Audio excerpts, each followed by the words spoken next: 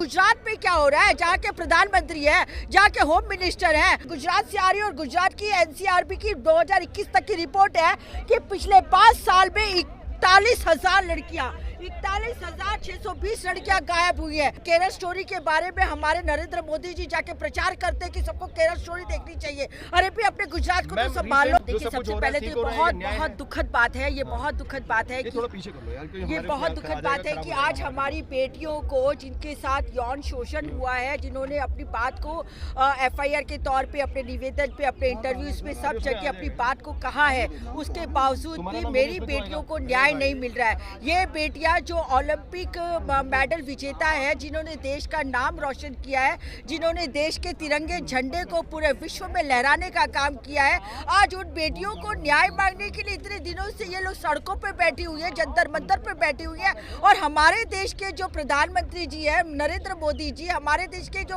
Home minister है अमित शाह जी, उनको फुर्सत नहीं है। चलो ठीक है, उनको फुर्सत नहीं थी तो नहीं है, कोई बात नहीं, चलेगा। पर स्मृति ईरानी जी जो बाल महिला विकास मंत्री है, स्मृति ईरानी जी को तो आना चाहिए। पॉस्को एक्ट के हिसाब से 24 घंटे के अंदर बिल्कुल गिरफ्तार होना चाहिए। इस केस में नहीं हुआ है, तो आपका इस बारे में क्या विचार है? बहुत ही गलत है। यहाँ पे पुलिस बिल्कुल बायस है। पुलिस एकदम राजनीतिक तौर पे इशारों पे चल रही है।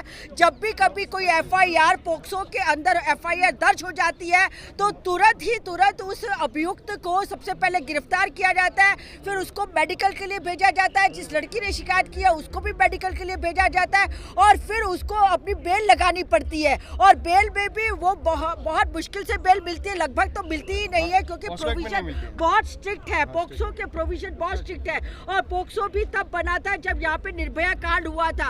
उसके बाद जब ये पोक्सो का एक्ट बना है तो फिर अब इस एक्ट को पालन क्यों नहीं हो रहा? यहाँ पे दिल्ली में पुलिस किसकी है? तो ये केंद्र सरकार की पुलिस है। यहाँ पे जनता के ऊपर अगर एक्ट लगता है तो 24 घंटे के अंदर अरेस्ट हो जाता है। बिल्कुल सही बात है। मैसेज ये जाता है कहीं ना कहीं कि सरकार इस पे फर्क नहीं पड़ता, सरकार को लोकतंत्र व्यवस्था ध्वस्त होती है, डेमोक्रेसी खत्म होती है या संविधान की धज्जियां उड़ती हैं। जो मैसेज जा रहा है कि पॉस्को एक्ट तो कानून के हिसाब से ही बना हुआ है ना, तो उसको उसकी धज्जियां, कानून की और लोकतंत्र की धज्जियां उड़ती हैं। उससे ये मैसेज जाता जनता में कि जनता एंटी पब्लिक है, जनता जन विरोधी है ये सरकार। बिल्कुल, सरकार जन विरोधी है। आज इतना सारा आंदोलन चल रहा है, ये बेटियां बैठी हुई है। पोक्सो का कानून भी सरकार और केंद्र सरकार लेके आई है और इस कानून के तहत ये बहुत ही सख्त कानून है। जैसे ही ये कानून के अंदर FIR दर्ज होती है, तुरंत ही अभियुक्त को पकड़ लिया जाता है, आरोपी को, और उसको मतलब पेश किया जाता है मजिस्ट्रेट के सामने, उसके बाद सेशंस कोर्ट के अंदर। तो इतना बड़ा इनके सामने संगीन आरोप लगा है। लड़कियों ने रोते रोते अपने स्टेटमेंट लिखवाए है। आज कोई भी लड़की होगी वो अपने बारे में इस तरह से खुलेआम नहीं बताएगी कि किस इंसान ने किस तरीके से उसको कहा, कैसे छुआ है। पर ये लड़कियों ने बताया, हिम्मत की। और आज इन लड़कियों की हिम्मत तोड़ने के लिए इतने दिनों से ये लड़कियां आंदोलन कर रही है, पर फिर भी इन लड़कियों का न्याय नहीं मिल रहा है। और इसीलिए हम भी गुजरात से आए हैं, इन बेटियों को सपोर्ट करने के लिए आए हैं। गुजरात से? मैं अहमदाबाद से आई हूँ। मैं आज सुबह आई हूँ। पॉस्को एक्ट के अलावा भी जब कोई बाहुबली का केस होता है, नॉर्मल सर्कमस्टांसेस में भी जब बाहुबली का केस होता है तो उसकी गिरफ्तारी एक फेयर और जस्ट इन्वेस्टिगेशन के लिए उसकी गिरफ्तारी होना बहुत जरूरी है, जिससे कि वो एविडेंस को और विटनेस को इन्फ्लुएंस ना कर सके, खराब ना कर सके, तोड़ मरोड़ ना सके। तो इस दूसरे तरीके से जो नॉर्मल सर्कमस्टांसेस है पॉस्को के अलावा, उसमें भी गिरफ्तारी होनी जरूरी चाहिए। उसके अलावा फेयर इन्वेस्टिगेशन नहीं हो सकती। अगर फेयर इन्वेस्टिगेशन नहीं होगी तो बाद में ये केस ट्रायल के बाद ट्रायल में उड़ जाएगा, उसको बेल मिल जाएगी। इसके बारे में क्या? ये बिल्कुल सही बात है। मैं खुद एक एडवोकेट हूँ और मैं क्रिमिनल केसेस भी लड़ती हूँ, इसीलिए मैं कह रही हूँ कि ये जो एक जिसके सामने ये आरोपी है जो मुस्लिम है, वो बहुत बड़ा नाम है उसका, वो 6 टर्म का संसद सभ्य बना हुआ है और इस इंसान का पास बहुत बड़ी ताकत है, muscle power, money power, all type of power ही है। लेकिन वो गाने गा रहा है आज की मैं चुनरी में मेरे कोई दाग नहीं है। नहीं, वो तो कुछ भी बोलेगा ना। अगर कोई भी चोर कभी कहता है कि मैंने चोरी की है, सारे मेन स्ट्रीम मीडिया में यही आ रहा है, तो क्या वो गुमराह कर रहे हैं जनता को? बिल्कुल गुमराह कर रहा है, वो बिल्कुल गुमराह कर रहा है। मैंने कहा आपको कि कोई चोर कभी नहीं कहता कि मैं चोरी हूँ। पूरा मर्डर करने वाला इंसान भी मर्डर करने के बाद भी कहता है कि मैं बेगुनाह हूँ और मुझे बचने का अधिकार है। ठीक है, तो बेगुनाह है या बचने का अधिकार है वो आगे की बात है, परंतु अभी तो इसका अरेस्ट होना चाहिए ना।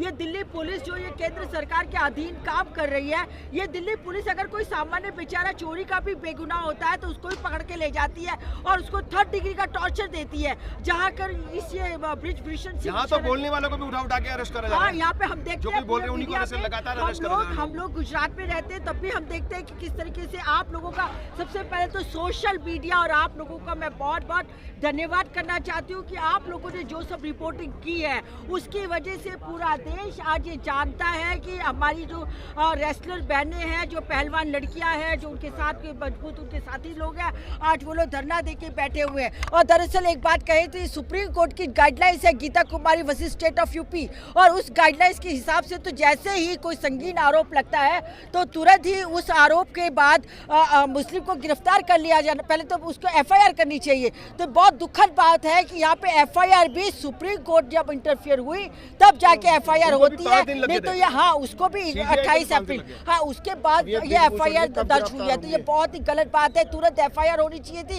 एफआईआर के बाद भी आज मेरे ख्याल से 28 अप्रैल को एफआईआर हुई है और आज 21 मई है, पूरा महीना बीतने जा रहा है पर अभी तक इस इंसान को अरेस्ट नहीं किया गया। और हम पूरे देश की माँ बहन बेटियां आज हम इन पहलवान बेटियों के साथ है, इनकी इज्जत के साथ हम लोगों ने जो एनसीआरबी का डाटा है उसके हिसाब से टॉप जो 12 स्टेट हैं जिनमें क्राइम अगेंस्ट विमेन अपराध जो महिलाओं के खिलाफ होता है उसमें से 7 में टॉप 7 में बीजेपी रूल स्टेट्स हैं। तो कहीं ना कहीं ये मैसेज जाता है जनता के पास कि महिलाएं बीजेपी के राज में सुरक्षित नहीं है। बिल्कुल सही बात है, महिला बता रहा है। हाँ डेटा बता रहा है और ये हकीकत भी है और ये हम जानते भी और हमको मालूम है।